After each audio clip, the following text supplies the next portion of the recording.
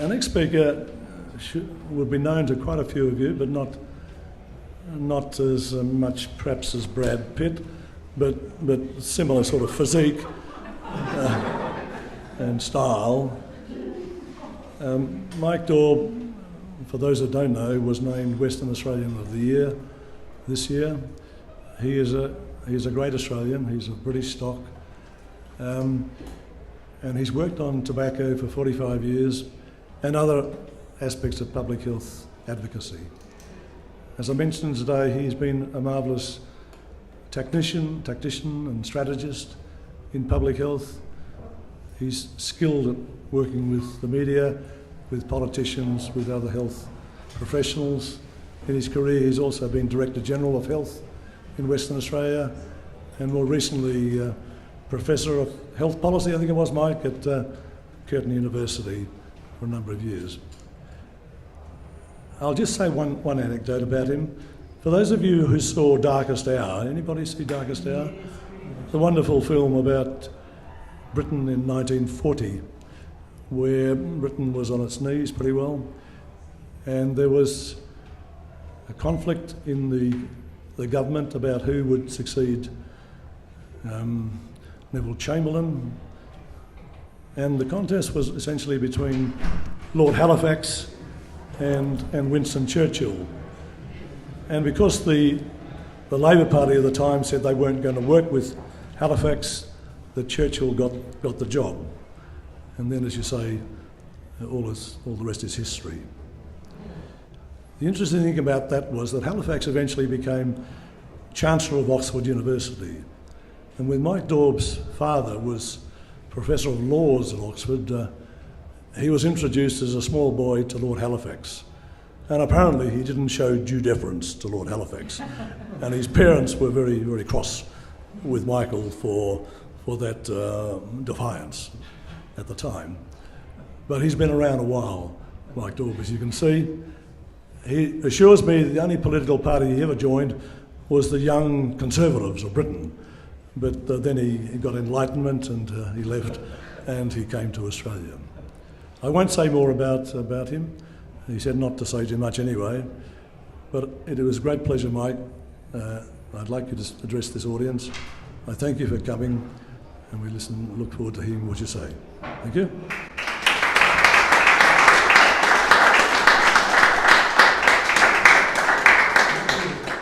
Thanks very much indeed, and thanks Kingsley for saying nice things about me. I've known Kingsley for 35 years. It's the first time he's ever said anything nice about me. I'm actually related to this fellow. Very indirectly, yes, it's true. And I do need to, I promised Marion I'd tell a height story. I didn't tell you that, as Kingsley mentioned, I'm for various reasons beyond my control, this year's West Australian of the Year. And when that happens, you get quite a lot of publicity and so on. And a few weeks ago, I was in the local supermarket, looking at the weekend, I can look scruffy, looking very scruffy. And there was a chap, very respectable looking chap, who kept looking across the aisles at me. Wherever I went in the supermarket, he was looking across the aisles at me. And I thought, this is a bit strange, but and eventually he came up to me at the checkout counter and he said, has anybody ever told you that you look remarkably like the current Western Australian of the Year? And I sort of said, well, yes, and it's me. And he looked really disappointed and he said, oh, he said, I'd have thought you'd have been much taller than that. So there you go, Marion, there's your height story. Okay, so what I was going to, Kingsley asked me to speak about the title, Creating a Healthy World in a Hostile Environment, What Can We Learn from Tobacco? And I'm going to spare you the slides because it was my fault for not reading emails properly. I'm going to talk about youth tobacco as an exemplar. Of course, there are lots of other issues one can talk about in terms of this area of advocacy, and there are lots of differences between this and environmental issues, but also a lot of similarities. And there's a long history of public health action and advocacy on tobacco, and particularly too, we've learned that change comes from advocacy, advocacy based on and working with good research and researchers. I don't claim to be an expert in your area, so it's not for me to tell you about how you should do your business, other than to say, as I said at a meeting earlier today, you know, sometimes we forget to stand back and think that we actually are making progress. And you were making that point, I think, earlier, that there's, you know, a lot of progress is being made. It doesn't happen overnight. And I don't think you should forget about the progress that you're making. So when it comes to tobacco, the first really overwhelming evidence we had about the harms of tobacco was back in 1950. Kingsley was only 30 at the time, and that was when we had the great papers by Doll and Hill and the BMJ and Winder and Graham in JAMA. And we've known since that was the first overwhelming evidence, and it's just got more and more since then. Well, it has taken time, you know, stunningly, it has taken time, but we have made progress. And here, you'd be familiar with plain packaging, which I'll talk about in a moment. But 20, 30 years ago, I wouldn't have dreamed that we would actually we'd have had ad bans, we've had smoking bans in public places, we would have tobacco plain packaging, which the industry feared more than anything else. There's a thing that we talk about in tobacco, which is the scream test. The louder the industry scream, the more you know you're on the right track. And they screamed about plain packaging. And I wouldn't have dreamed that we'd got there. So we have made progress, but it's taken time. And indeed, a couple of years ago, one of the global tobacco companies, Imperial Brands, reported very mournfully to its shareholders, Australia is the darkest market in the world. And from a distance, it's easy to get dispirited by that. So we have made progress. But as against that, you know, every step you take, we're dealing, as you are, with huge commercial interests, and they strategize, and they fight back, and they are resurgent, and we're even seeing that. But that said, tobacco kills 7 million people a year globally. It'll kill about 1 billion in this century if nothing changes. It's a big problem, but what have we learned even in dealing with that? A few key themes.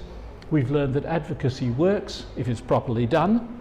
We've learned there are roles for everyone, I'll talk about that in a sec, about the importance of comprehensive approaches, about coalitions, that progress is sequential, that there are ups and downs. For the first 20 years I worked in tobacco, people were saying, you failed. And now they say, what's the secret of the success? And then people come back and say, well, look, you haven't solved everything, so you failed again. And we've learned crucially that you have to stay with it. I'm fond of saying that overnight success takes time. You have to stay with it. If it happened instantly, then it wouldn't be worth getting the results. And so on to advocacy itself. My first, Kingsley actually mentioned my history with British Young Conservatives, which I hasten to add was in the 1960s. And my first and biggest failure was when I was chairman of my university's Conservative Association. I learned there are some campaigns you cannot win. So the University Conservative Associations were headed at central office by two immensely respectable elderly ladies. I think of them as probably the age I am now, but anyway, they're immensely respectable elderly ladies. And the name of the university's federation of student unions was the Federation of University Conservative and Unionist Associations, or FUCUA. And we tried to persuade them that this was not appropriate, and we couldn't explain why, of course, because they were so respectable. And we failed dismally with that campaign, and the name only changed after they retired. So let me tell you, there are some campaigns you just can't win. So what's advocacy? Well, it comes from the Latin, the avocare, to stand beside. It's the pursuit of influencing outcomes that directly affect people's lives. And media advocacy, which we heard a bit about, is defined as strategic use of mass media for advancing a social or public policy initiative. And there are some important features of advocacy. It's not just another word for publicity. It's issue and policy oriented, not aimed at individuals. There are contested debates. It's usually campaigns run by groups with very few resources and as an add-on to the day job for most of us. We tend to forget that. We've got to stay around for the long haul. We need strong partnerships, and we have to be politically astute and, as far as possible, bipartisan. Advocates, the great advocate, health advocate Mike Perchuk says, are unabashed tellers of truth to power. They may often be irritating and difficult, but they churn up our collective conscience and annoy us into action. So that's, although there's a lot of diplomacy in advocacy, occasionally we have to recognize that people will see us as being difficult and irritants, and we have to be. There are roles for everyone. In the Napoleonic Wars, they used to talk about the forlorn hope. The leaders who would be right up at the front, who would charge in to try to invade whatever city they were trying to break down, and the leaders of the forlorn hope would either be killed or get promoted. Well, we don't all have to be the ones who are actually at the front leading the forlorn hope. People tend to think that if you're in advocacy, you've got to be the one who's doing the front stuff. But really importantly, I think we need to recognize in this kind of work, it's not just the public advocates that we need. We need the epidemiologists. We need people who are doing policy relevant research. We need people involved in policy. We need people who will be on committees and do the hard grind of committee work, admin, support, people writing the briefings. How many position statements submissions did you say you had? Yeah. People who write those. And those have got to be just as strong on science as any publication that you put into a journal. In some ways even more so, because those who oppose you are going to scrutinize them in immense detail. We've got to be people who are working as parts of coalitions, and of course people who play an exemplar role. So there are lots of different roles, and I think it's really important that even if people don't think they can be the ones who are standing in front of the microphone, they still need to recognize they can be just as important as the people who get the coverage. There are always important obstacles, otherwise we wouldn't be needed. Just getting an appreciation. Can you hear me all right, by the way? Is that? Yes. You can. Richard Dollar used to say, he said there was somebody who listened to him, and when he asked that, he said he got a response saying, yes, I can hear you, but I'll change places with somebody who can't.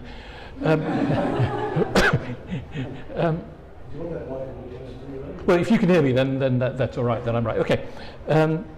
Prevention, just getting prevention seen as a priority is hard. Look at the health system. 1.5% of health spend in this wonderfully advanced country goes to prevention. Prevention ain't a priority, and an obstacle too for us is that prevention generally deals with long-term outcomes. Very occasionally, I was speaking about furlough earlier today, we've had great results. Very occasionally you get quick outcomes, but generally we're dealing with long-term outcomes, and generally politicians aren't all that excited by long-term, and others aren't all that excited by long-term outcomes. Other obstacles. We're dealing with immensely powerful vectors. Imagine that you've got here wonderful slides of tobacco stuff, advertising and so on. We're dealing with the powerful vectors, whether in tobacco or in some of the other areas I deal with. We've been with powerful industries like alcohol, junk food, gambling, and along with that, they have immensely powerful allies. So you have the people that we're dealing with have allies. For example, in the US, have you heard of the Koch brothers? Oh, yeah. Yeah, okay. I thought you just might have done. So these are the sort of the so-called think tanks and so on, the right-wing billionaires who are essentially against everything that we think is worthwhile, and they work very closely with the industries that we're up against. And we've been seeing a real increasing number now of what are called think tanks and libertarian organizations and so on.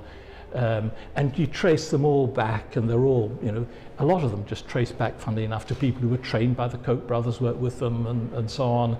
But we're seeing very powerful opposition. And what we're also seeing is even the people that we're trying, that oppose us, or that are doing things we think are pretty awful, adopting the language of the campaigners for action. So, for example, I have in front of me here British American Tobacco. We are proud to be the industry leader in the 2017 Dow Jones Sustainability Indices. You know, these companies, tobacco, alcohol and so on, love talking about how good they are on sustainability and things like that. And if you look, can I turn this around? Can you see the colours here? So that's Anheuser-Busch, world's biggest brewers. And these are all the sustainability development, the SDGs that they say they're promoting. Okay? So they're trying almost to take ownership of virtue and show how wonderful they are, and to hijack the sort of language that we use, and that we've seen in tobacco, that you see in your areas. We also know how they work. I learned how the tobacco industry works back in 1973. I was running the British tobacco campaign then, Action on Smoking and Health. And I guess I was doing things then that I'm not sure I would have the courage to do now. And but it was run under the auspices of the Royal College of Physicians. It was all very respectable. And I bought shares in each of the big tobacco companies, so I could go along to their AGMs and ask really innocuous questions like how many deaths did the company's products cause in the last year. And after the first of those, the chairman of Rothmans, Lord Pritchard, Rothmans was a big international tobacco company, the chairman walked down a corridor with me and offered me generous funding to work in any campaign of my choice other than tobacco. And that's how I learned right from the start how these industries work, and they're more and more cynical. Other opposition, and then I'm going to get on to some specifics. We do face philosophical opposition, and that's not new. Back in the middle of the 19th century, during the great sanitary episodes, the London Times ran an editorial that said, we're willing to take our chances of cholera and the rest than be bullied into health by Mr. Snow. There's been philosophical opposition to prevention, and these days we see it more sophisticated, but in more dangerous terms. People talk about nanny state and so on. There's philosophical opposition to the kind of interventions we want. There's opposition, in a sense passive opposition, beautifully encapsulated by one of my role models, Homer Simpson, who said, just because I don't care doesn't mean I don't understand.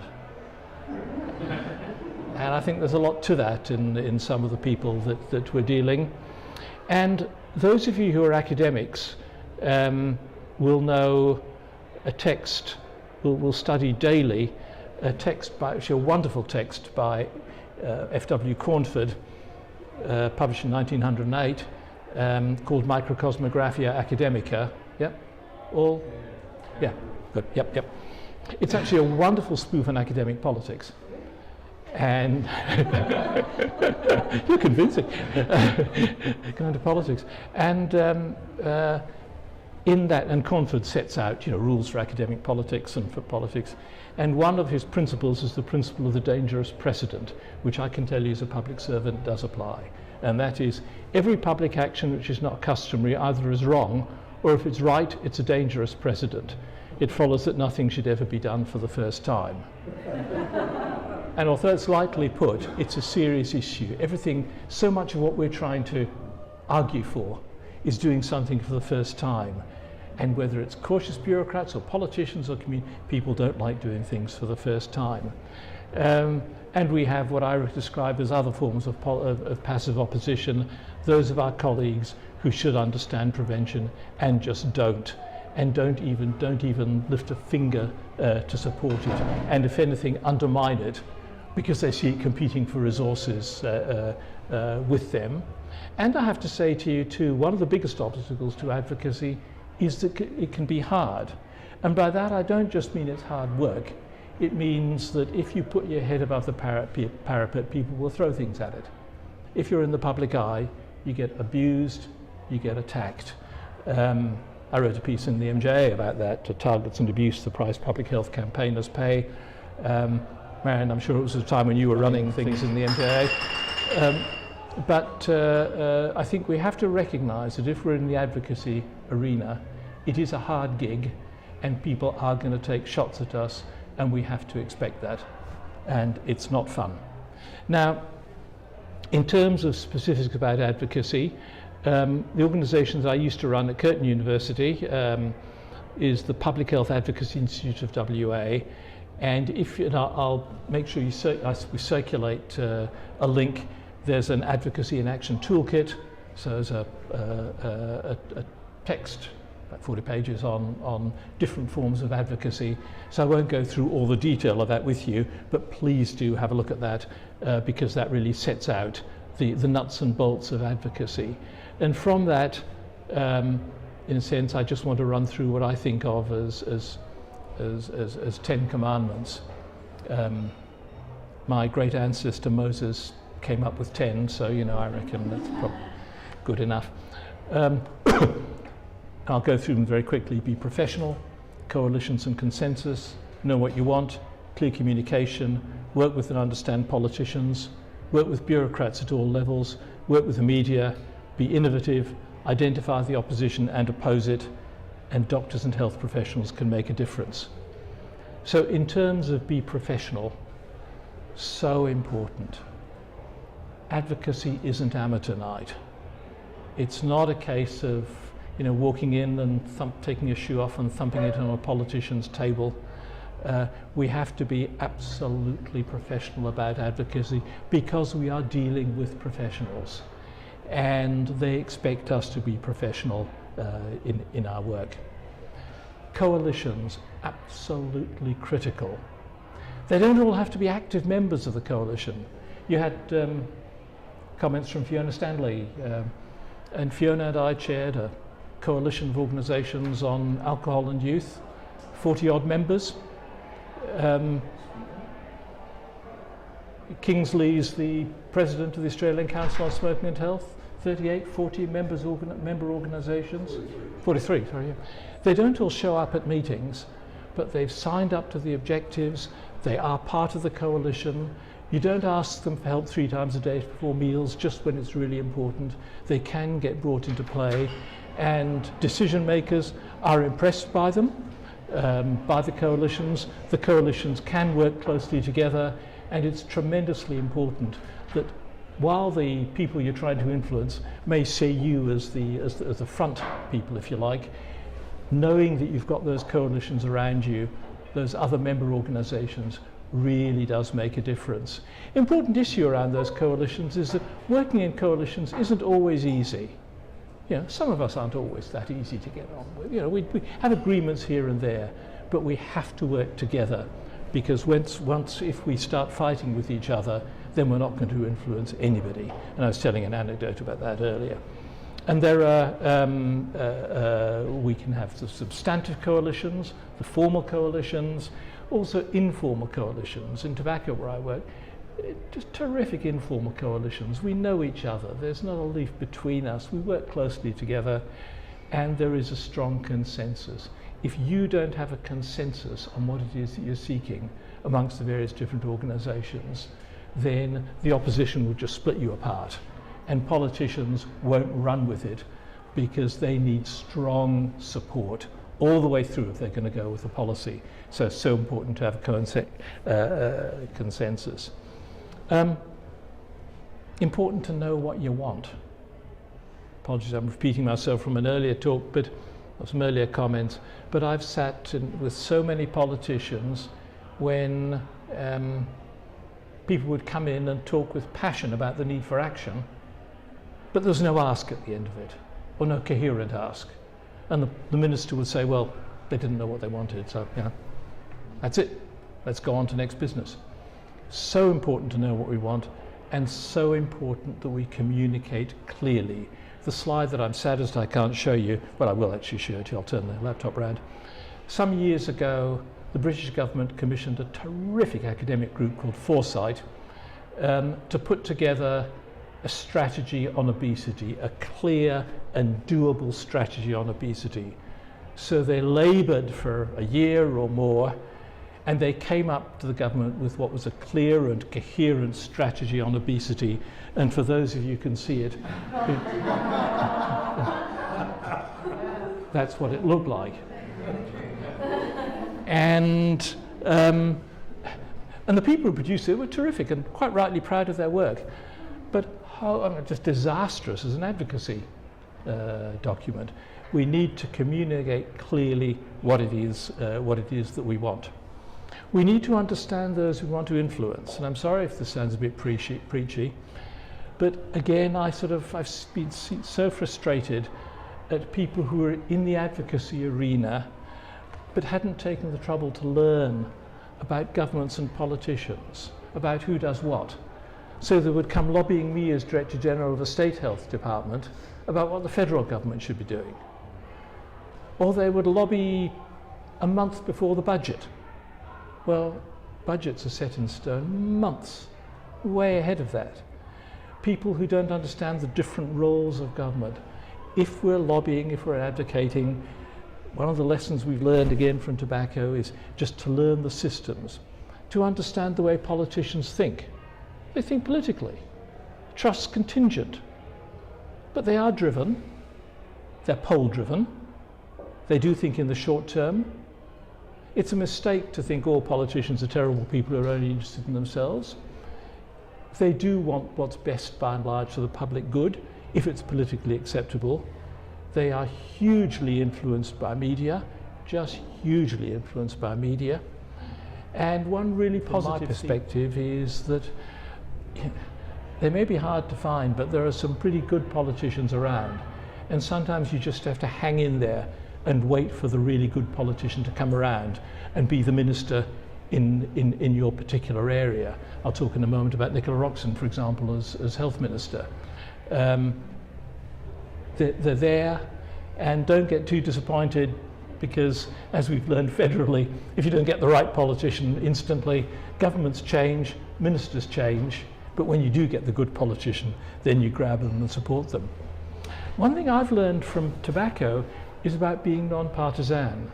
Now, that isn't to say that you shouldn't have political views, but my view has always been, and I have pretty strong political views, but I'm not in politics. Before I came here in the early 80s, I was invited to stand for 3 political parties in the UK. But if you want to be in politics, then fine, that's great. Go into politics. There are fabulous people trying to do good things. But we have to work with all parties. We have to get support from all parties. We have to work with the parties at all levels, inside and outside Parliament. We have to work with the factions.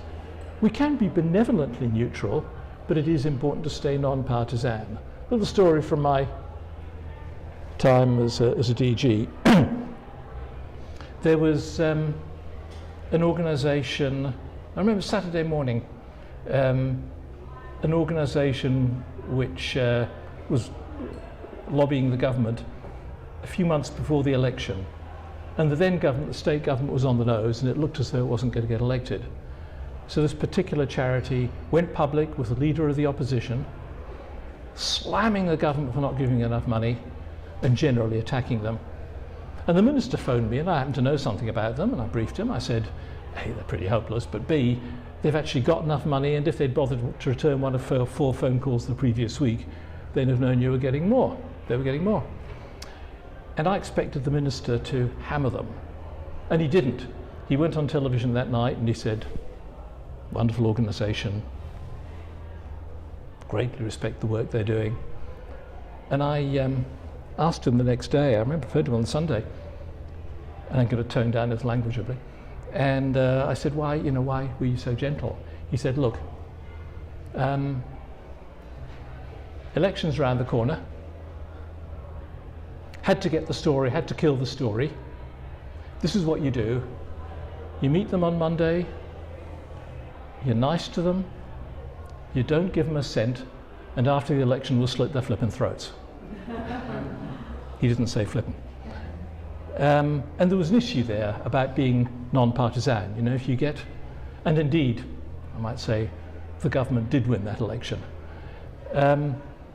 And I think it is important. We have to recognise that we can, as I said, be benevolently partisan or benevolently neutral rather, but if we're campaigning, we need support from all sides.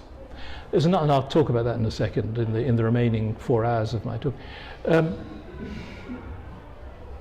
I learned as an advocate and as a bureaucrat about the importance of working with bureaucrats. People tend to forget that. They think if you're lobbying, you only deal with politicians. But it's the bureaucrats who write who write the briefing papers, who develop so many of the policies, who advise their ministers, and the middle-level bureaucrats generally stay.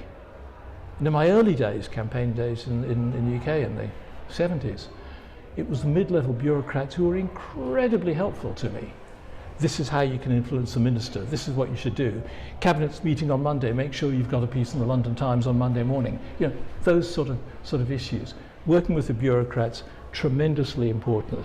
Attacking bureaucrats is generally not a good move. They don't enjoy it, and you have to understand their pressures, never breach their confidentialities, recognise that they're risk averse, recognise they're terrified of ministers and ministers' offices, but work with them as well as with the politicians. And then I've got a note that says media, media, media.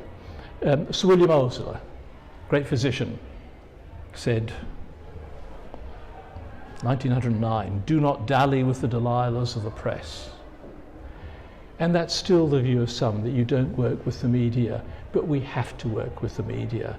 They're a fact of life whether we like them or not.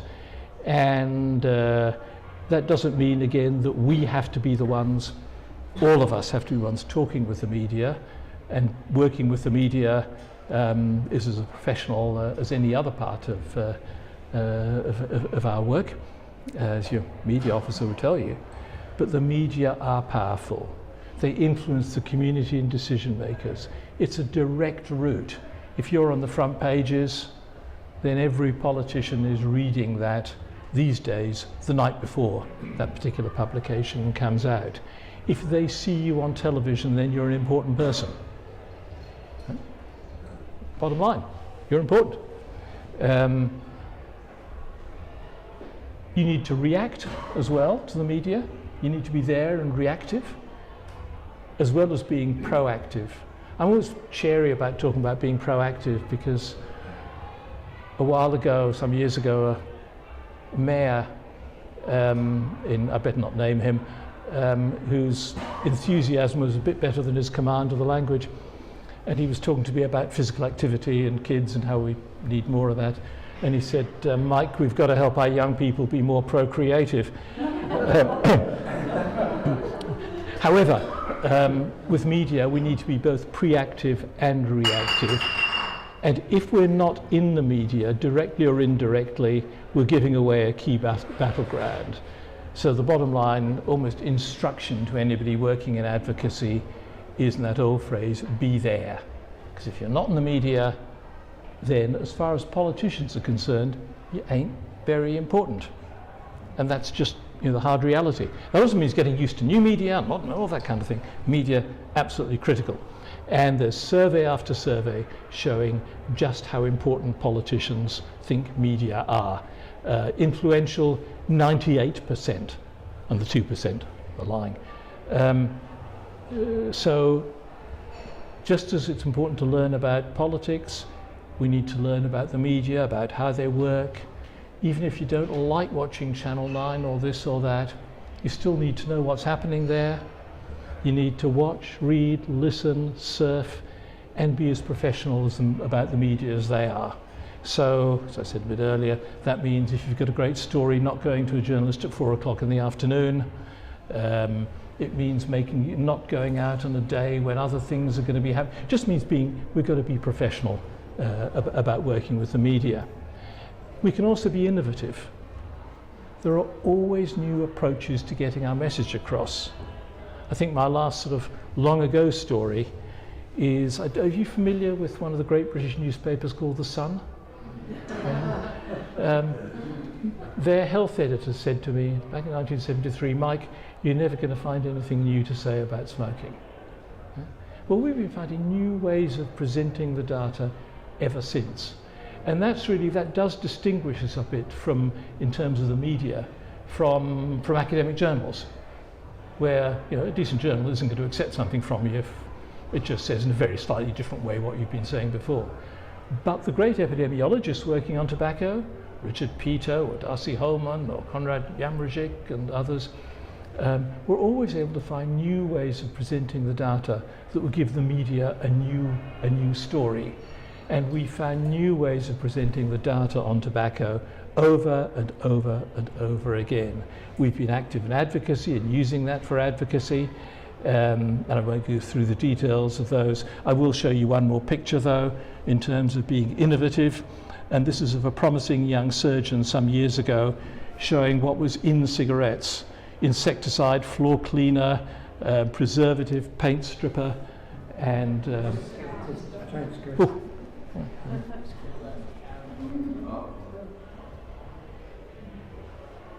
there we go. So that's a young Kingsley Faulkner. It may surprise you to know that he was ever young, but it was an innovative approach. Showing people what was in cigarettes, and there have been innovative approaches that we've taken ever since. And I think if there's one almost lesson, and it's not from me, it's from the colleagues in tobacco, it's finding new ways of presenting the problem. And that's what various of my colleagues have been doing also in areas like alcohol now. Just there are always new approaches. One aspect of that we've learned, I think increasingly too, is about thinking local. We tend to present politicians with the big picture stuff. 7 million people a year will die because they smoked. Joe Stalin said, one death is a tragedy, 1 million deaths is a statistic. And it's been interesting in terms of our work that we found that if you localize it, when we presented politicians with data about what was happening in their own electorates, how many of their constituents were dying because they smoked or whatever it might be, preventable mortality, morbidity, that makes a difference. They're the people of whom they're responsible, but it also brings it down to manageable numbers. So thinking local is important. And what else have we learned? We've learned to oppose and expose the opposition. With us, commercial opposition, we've had to learn about them and how they work. We've learned how to respond. We've learned how to expose those involved and how they work, both directly and indirectly. And that's the kind of thing that the media do really well too also. Journalists actually like exposing wrongdoers and people who are operating in unethical ways and people who are trying to lobby behind the scenes. I don't know if you've been following, there's been a series of terrific pieces in The Guardian. I don't know if you're terrific pieces in The Guardian over the last 3 or 4 weeks on the way that various commercial interests lobby. And opposing and exposing the opposition does make a difference. And my final point before I talk about an exemplar is what we've learned from tobacco above all, I think, is that doctors and health professionals can make a difference. You can make a difference through your professional organizations, through working with other health groups. You can make a difference as individuals, and you can make a difference again by being a bit creative in the way you present. So, in the middle of the plain packaging battle, we needed something just to up the ante a bit, just to get back into the message across that it wasn't just the health organizations, it was individuals who were concerned. So we wrote to we had to do this very fast, we wrote to all the deans, medical deans and health deans, and got, I've forgotten how many, I think within a week we had 250, we were very snooty professors who signed a letter to all politicians about the importance of plain packaging. And so with plain packaging professors, 250, that made a difference. And it was getting across that you as doctors, senior doctors and others were concerned. And maybe it also showed there are always new ways of getting the message across. And that particular one got a lot of coverage in the Parliament and so on. So I'm just going to talk, can I just talk for a few minutes about plain packaging? And as an exemplar issue, I want to talk about plain packaging. hands up, how many people here remember Kevin Rudd? Right. When Kevin Rudd was became Prime Minister, he had a very strong commitment to prevention, and he articulated that commitment very clearly. He said the government was going to treat prevention as a first order challenge, and he appointed Nicola Roxon as his health minister. And Nicola absolutely got prevention. Her dad had died of a smoker who died of lung cancer when she was 9 or 10. And one of the first things they did was to establish essentially a Commission on Prevention, the National Preventive Health Task Force, which my colleague Rob Moody was the chair and I was the deputy chair, and our job was to develop strategies for the nation for alcohol, obesity and tobacco. And when we had the first meeting of the Tobacco Committee, we looked at all the developments we'd seen over time, and the first question I asked the committee was, well, where do we go next? And plain packaging was one of the things that was discussed. There was very solid research evidence about the impact of packaging on adults, on kids, evidence from industry confidential research that we had, and it passed the screen test. When we produced our first just discussion paper, plain packaging was one of, I don't know, 15 or 20 different things that we proposed, and a third of the industry's responses were devoted to plain packaging alone. And that gave us an indication, look to see what they're screaming about, and then that's going to have an impact. So in our recommendations, we recommended a comprehensive approach, price and mass media and curbs on tobacco promotion, passive smoking and so on, but plain packaging was perhaps, along with big price increases, they were the two big fish. So after we produced our report, we didn't quite know what was going to happen, and the government implemented most of what we wanted because it was evidence-based and because there was strong coalition for it. So they cut off loopholes in the ad ban legislation. We got an end to displays at point of sale, more protection for non-smokers, big media campaigns, support for disadvantaged groups and cessation support, and so on. But we didn't know what was going to happen about the big ones until, funnily enough, and we were quite worried about it, until I still remember I was walking in to do a lecture and the phone rang and didn't know what, and I thought I'll just take the call. And it was Nicola Roxon, the health minister, saying, Mike, you can't tell anyone yet, but Cabinet's just agreed to go with tax increases in plain packaging. And that was pretty good. And they announced it, the balloon went up, the tobacco industry lobbied furiously, the biggest industry campaign and most ferocious that I've seen in my 45 years. And some of you may remember some of those ads. They were allowed to advertise because it's political advertising. And they had all kinds of arguments. They said it was going to be illegal, it was going to cost the government billions because of litigation and so on, and they ran through front groups. And that's where I learned one of the pluses of being in the media, because some of the front groups were very hard to ping as being tobacco industry run front groups, and they were starting to have a bit of an impact, particularly one that was claiming to be just little old retailers, not the big bad tobacco industry. And then one night I woke up at around midnight, which aging gentlemen tend to do, and checked my emails, as you would all do. And there was an email from someone saying, "Dear Professor Daub, I've seen you on television, would you like some confidential tobacco industry documents?" And they came flying in, all demonstrating that one in particular of these front groups, the one we were worried about, was run by the tobacco industry, totally run, established by, funded by and so on, controlled by them from London and New York, not even from big bad Melbourne. And that of course helped us to expose the industry again, but funnily enough was a plus of just having been in the media. Wouldn't have got it otherwise. But then another interesting issue out of tobacco, my point about bipartisan support. At that stage, it was a Labour government. We needed all-party support, because if we didn't have all-party support, who knew what would happen after an election? And the then opposition was being oppositional. Don't blame them for that, it's their job. and there were headlines, Libs in bed with tobacco industry to attack Labour and so on. And then I got a phone call by chance. Lots of other things were going on. We knew that there was a number of then opposition MPs who were very supportive of us. People like Ken Wyatt and Julie Bishop and others. But I got a phone call from, some of you may know Mal Washer, do you know? Well, you know Dr. Mal Washer, long-time Perth GP, Federal Member of Parliament for Moore, the most senior doctor in the Parliament. He treated half his colleagues from either side of the Parliament. Immensely respected. I bought his skeleton. Sorry? I bought a skeleton off Mal Washer.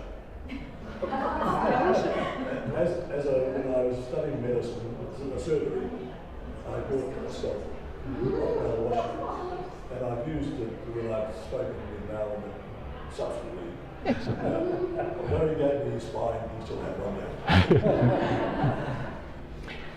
So Mal, who was a lovely chap, phoned me actually about alcohol. He was a very senior Liberal Member of Parliament, said the most senior doctor. And I said, while you're there, would you mind talking with the media about plain packaging? He said, sure. And I didn't actually know what he was going to say. I hoped it would be good. Until I read, it was in the Sunday Age, Mal Washer, Liberal MP Dr. Mal Washer, spent 20 years as a medical practitioner before moving to federal politics, gave a blunt assessment of the tobacco industry strategy. All this talk of chop and crime gangs sounds like bullshit to me. The tobacco industry is jumping up and down because they're worried about their businesses. I support these reforms unequivocally, and whatever my party decides to do, I don't give a shit, Dr. Washer said. And once the Liberal Party's most senior doctor had said that, they fell into line. They supported plain packaging. Headline in front of me, Abbott of plain tobacco reforms. It went through the Parliament. The tobacco industry, you remember the stuff about how the government was going to lose in the High Court and so on. The tobacco industry lost all the legal battles. We've had plain packaging since December 2012. The evidence in the first few years has been really strong in encouraging adults and kids. A quarter of the decline in smoking over the first 3 years, economic independent analysis showed, was just because of plain packaging. And as of a few weeks ago, 25 countries around the world either have plain packaging or are legislating for it. Remember the business about you can't do anything for the first time? But once you do it, then others will follow. Now, the industry is resurgent. They're fighting back hugely. But nonetheless, I wanted to give that as an example of a campaign around issues like coalitions, media, support crucially needed from both sides. And in fairness to the present government, they may not have done anything else on tobacco, but they've supported plain packaging very strongly, which is great. So what does all that mean, and what have we learned, and what made the changes happen? 10 points. First, we've learned to keep stressing the magnitude of the problem, which for you is not a difficult task, and continuing to find new ways of presenting the evidence. And we were very fortunate, we had some wonderful epidemiologists and others who did that, but always finding new ways of presenting the evidence. Second, our recommendations were evidence-based. They were meticulous science. Third, constant professional advocacy over decades. Fourth, the comprehensive approach. Always beware somebody who says there's one answer to this problem. The comprehensive approach. You want various measures, but you never want to get caught by saying this is the one thing that's going to solve it. Next, working as coalitions. Certainly in tobacco, the consensus has been crucial. Sixth, seizing the hour, being open to opportunity when it arises. Good minister, good timing, good party support. Seventh is recognising just how tough and nasty some of the opposition is, and exposing them. Keep shining a light on them. My ninth point is playing to our strengths, the magnitude of the problem, protecting children, which Kingsley and I were talking about a little earlier, the importance of emphasising children in the future, and so on. and 10th, staying with it. So what else have we learned? We have learned, as I said, that overnight success takes time. We've learned that if we focus on measures that work, even against opposition from massive global interests, it can be done. We've learned about the crucial role of clinicians and of doctors, clinicians. When you have that doctor title in front of you and go and see a politician, you do get some instant respect. They know you're talking with patients. They know you're talking with more real people than a lot of them are seeing in a day or a week or a month. And they do respect that, even if it may not appear so at the time. Unfortunately, we've also learned we can't afford to be complacent, and the opposition will fight back. But we have learned that if you stay with it, the good politicians are there. Whether it's Nicola Roxon here, or Michael Bloomberg in the US, or Tabaré Vázquez, the Uruguayan president, there are good politicians who are there, and we just need to make sure that when they exist, that we support them. Last thing I think I'm going to show you is a tie. This is my favourite tie. And I'll show you the next slide in just a sec. It's a tie that was sent to every member of the US Senate and House of Representatives. And it says, whoops, hang on a sec, it says, this is what I did wrong.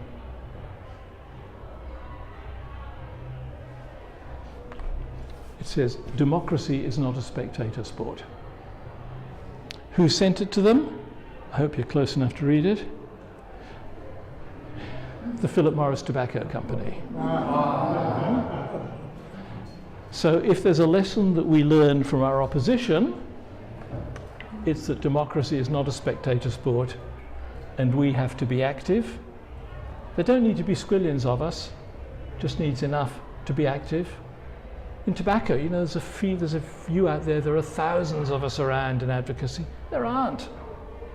Relatively small number of tobacco advocates. Same sort of numbers that you'd see here. And but by working together, we have been able to make things happen. And I think on that, my final comment is from one of the great West Australian Aboriginal leaders, Rob Riley. And Rob said, you can't be wrong if you're right, just keep fighting. And I think that's what we all need to do. Thank you.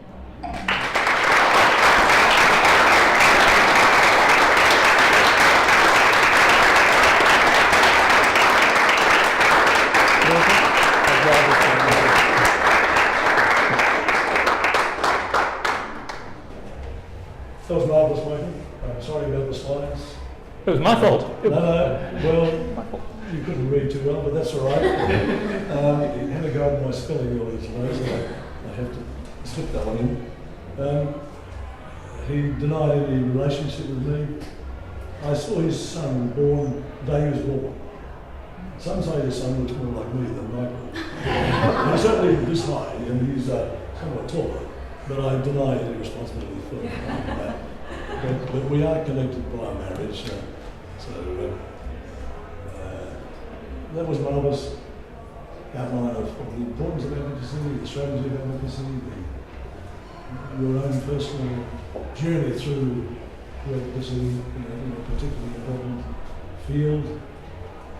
I was a doctor. We as doctors, we can treat 1,000, 2,000 people in their career. If you get involved in public health things, and you can drive down smoking rates or injuries from alcohol or obesity, whatever it is, you can save the lives of thousands, hundreds of thousands. And if it goes globally, millions. I can do all this, save more people's lives by advocacy than any of us here, I would argue. Not alone, as you mentioned, not alone. Others have been with him, but he has been a crucial figure in this particular battle in this country. It's an inspiring story. I hope the young people here really take it to heart. It doesn't require huge numbers of people, as you know, 8 guys when I began, and a few dedicated people, very few. The spiritual physicians, many. But it requires persistence, It requires intelligence, it requires using the evidence, it requires courage, and it requires passion in the importance of doing what he has done and many others need to do. As I mentioned earlier, we've got an even bigger challenge than tobacco with climate change and related matters. It really is up to us to do something about it. As we go welcome into the world, our 11th and 12th grandchild took it rather traumatically because the mother split uterus on Wednesday, and so lucky to survive. But I know that those children, some of those children, ought to live to see the 22nd century, and if the century we're living in is what we predict, and current projections is what it seems to be, then I'm ashamed if I have all of it can possibly do, and I draw a breath to do the century as good as I have heard. So it is a huge challenge for us. I think the lesson we got from Michael is it requires an enormous amount of persistence, strategic planning, understanding your opposition, understanding politicians, understanding the media, as you've emphasised. I think we can all learn a lot from the story of the life of Michael Beard. Thank you very much.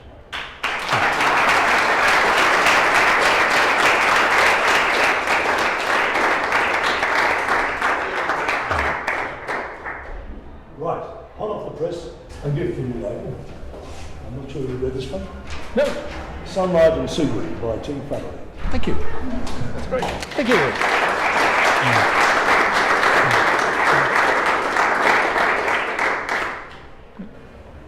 Do you want to take one or two questions, or do you want to go home? Yeah, no, happy to take it. It's a final question. I promise you I'll be brief. Yes. I have a comment. I've noticed this week there's a job opportunity for you. I noticed that Philip Morris is advertising Yep. for a communications manager. Yes. Help them realise their vision of a smoke-free, I don't know what they say, country or world or something like that. So there you go. It's fascinating the way, I mean, you're seeing this too, the way that some of these big corporates and so on are, I mentioned this earlier, are sort of trying to adopt the same language. And so there's Philip Morris saying we want a smoke-free world. At the same time, they're flogging their products as hard as they can in developing countries to kids, it's just outrageous. And they get round little loopholes. So they're not allowed to advertise. But have you seen the size of their job ads? And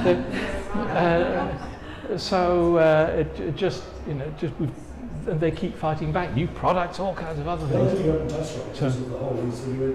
Yeah, I didn't think that was but it's the way the industry is trying to rebadge themselves. They know what they're doing. It's nonsense.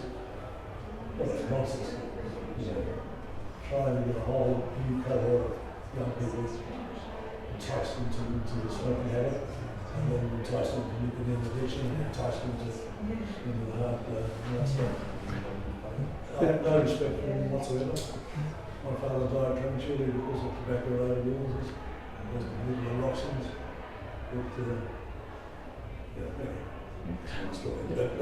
But just keep watching that space about e-cigarettes. Don't let them persuade you that it's a cure for tobacco addicts. The evidence is anecdotal. If you want to know more about that, come to him in New York next week. But I think, one thing, can I just, this isn't in response to a question, but it dates back to something I was saying, earlier. You're dealing with huge numbers. There's that wonderful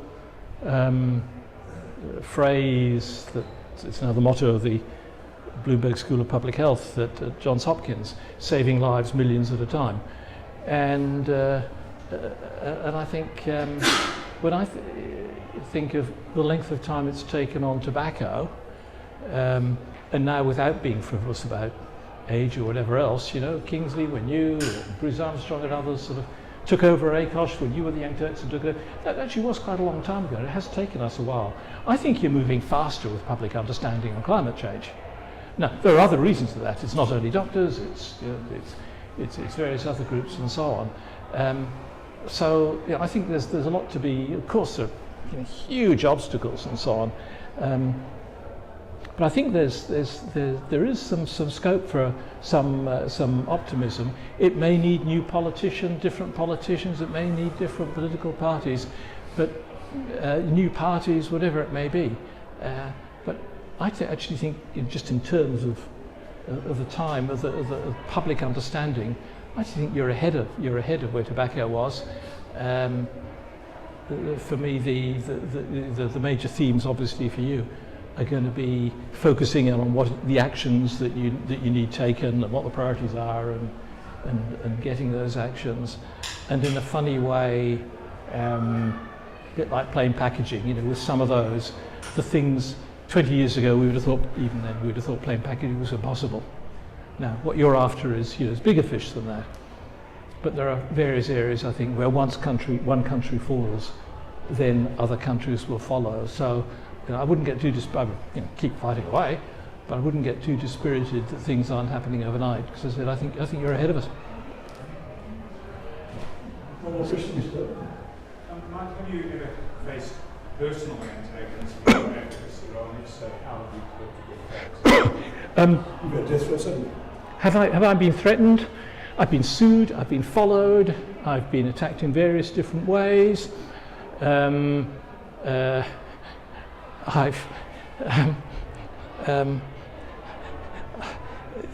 been all kinds of nasty stuff, emails with the F's and C's, and there's been lots of nasty stuff here. I've been lobbied out of jobs. Such why I came to Australia in the early 80s. I was appointed to a position, senior position in the British government, and the Thatcher government was lobbied out of it. And the Secretary of State for Health, who put the kibosh on the appointment, when he left politics, became Deputy Chairman of British American Tobacco. Oh yeah, I mean it's. So I've had 2 agro male patients attend my clinic after hours, and I'm fairly certain it's to do with my local advocacy. So I'm just curious, how do you actually cope with it? Like, how do you protect yourself? What supports do you put in place just in case? You do need to be a fairly strong person, but I think it is friends and colleagues that you can talk with about it. Yeah. Sometimes it's exposing it. Maybe. Yeah, so I've thought about this. I think my revenge tactic is going to put my video on the local Facebook page, which has got 30,000 followers, because I think these 2 men are rumours and don't actually know what I've been doing in my local community. So I'm just curious about how you But let's talk about that in a moment. But I think exposing is tremendously important, and sometimes can be counterproductive, because when you expose them, and you're the one who appears in the good light, and they don't. There are times if you're worried, and I have gone to the police. Thank you for saying that. And they have to take it seriously, and if they don't, then sometimes talk with let the politicians here know. You're based here, yeah. Talk with whoever the appropriate politician might be. So step it up. Sorry? So recognise that it's happened. Yep. And then actually step up and take responsibility for protecting yourself. That's what you're saying. You're protecting yourself, and you're protecting others as well. But there is an onus to protect yourself. Yeah. And some of the stuff, particularly in this wonderful online world, it can be pretty scary. Example. This is a trivial example, but it maybe gets the point across. My dog's on LinkedIn. Now, who the hell would know that it's my dog? Imperial Tobacco are following her on LinkedIn. Now, that's funny in some ways. If any of you are interested in my dog, by the way, she's on the board of 7 junk journals, and she's just about to publish along with another dog and a dead chook. But that's a different campaign about junk journals. But although that's a bit frivolous, how they're making the links, it's quite scary. You just have to tune into it. You have to anticipate that it might happen. You have to tune into it when it does happen, and then you have to do something in response to it. You have to. Yeah. Ask for help Yeah, and don't do it in a way that's going to put you at risk or I'm not whatever else. antagonising anyone, but you have to get support somewhere. Yep. Yeah. Let's talk a bit about. Yeah, I'm actually making sure everyone else hears what we're saying.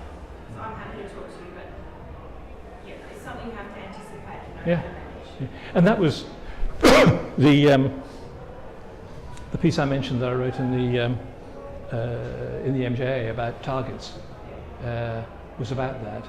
Was about the way that this happens, particularly in the e-cigarette area. You get abused, and it is nasty. It is nasty. Do any of you know Rob Moody? And Rob is a very good friend. Was talking the other day. We were both speaking at the conference, and he was saying, there are these attacks, and people like might really like that. And that's the one thing I have to say. No, I don't. I hate it. I really dislike the attacks and the abuse, but you have to fight through it. One of the things I admired, one of the many things I admired about Nicola Roxon, was that she took a whole heap of very nasty stuff that was being flung at her, and she followed it, she worked it through. But we're not all ministers, and so it does need the gutsiness, but making other people aware of it. And not hesitating, as I've done, not hesitating to go to the police if you think that something, and they will step in. Yeah. And good on you. Perhaps one more question if there's one, otherwise it's too late now. Thank you so much, Michael. Fantastic talk. I guess I'm very curious to know how you tackle the global versus local idea, because media and politicians are very myopic. They sort of see their particular area and their particular thing. So if you're a suburban journalist, you're only interested in the suburban audience, and you're not really bothered about anything else, and politicians like the rest of it. But tobacco, like climate change, is a global issue. So how would you bring that? Because I struggle with that, because I know DEA likes to talk about global, but my journalists are interested. They want to know what's going on in Adelaide or whatever. So how did you do that in tobacco? And I've done a lot of work in a raft of countries on tobacco, and I can give you some really good travel tips if you're interested. When you're next in Turkmenistan, if you ask what to get for souvenirs, you can get rugs. I don't normally get souvenirs, but I thought Turkmenistan, you can get rugs. And somebody came up and very solemnly said to me, "Did you know that for only €50 you can get a goat, a baby goat and 2 camels?" But we are dealing with global problem, with a huge global problem. But you're right. People here, when we speak about tobacco, aren't terribly interested in 7 million deaths around the world, or 100 million. They want, and that's where I was talking about getting good local data. So showing them what's happening in their electorate. And I think you're in quite a good position to be able to do some of that work. Over time, this is what's going to happen, whether it's by local government or whatever it might be, but the impacts that there are going to be at the local level. And here's the problem, that there ain't many of us, and we have to cover it as a global issue, we have to cover it as a national issue. So I think my answer to you is 21-day weeks, and trying to get those messages across. I wouldn't discount the global message for you, because that's Australians, I think, in my experience, are, even despite whatever may be happening at the moment, they are more conscious of their global responsibilities than quite a lot of other countries, quite a lot of other populations are. I was stunned. I came in '84, and I was amazed at the way that people would talk about, there's an international agreement on this, therefore we've got to do it. Well, that's not the way they talk in the UK, and certainly not the way they talk in the US. So I think somehow you've got to keep all of them going, but don't forget the local imperatives. Our politicians are they're interested in what's going to happen here locally, but there's perhaps a different way of putting it too. And one of the things that we've tried to get across is, I talked earlier in another context there about giving credit to politicians doing the good things, because they're the ones who do it. We tend to talk about how many people will die because or whatever else. There's a plus side. If you act now, this is what you can achieve. And I think that applies locally as well. Thank you. I like to use the example of plain packaging. For those who say in government that what we do in Australia won't make a difference, because climate change has been created elsewhere. We only created 3% of the world. No, this country is in a great position to lead on this issue as it has led on this issue, on the plain packaging issue. It has gone global. Market is in great demand around the world in various places to speak about it. It's gone global. This country can lead there, and it ought to be leading in this area of climate change when we are so well resourced with natural renewable resources. I mean, it's just crazy moving on. Crazy. I think we'll stop. Thank you once again, Michael. Thank you.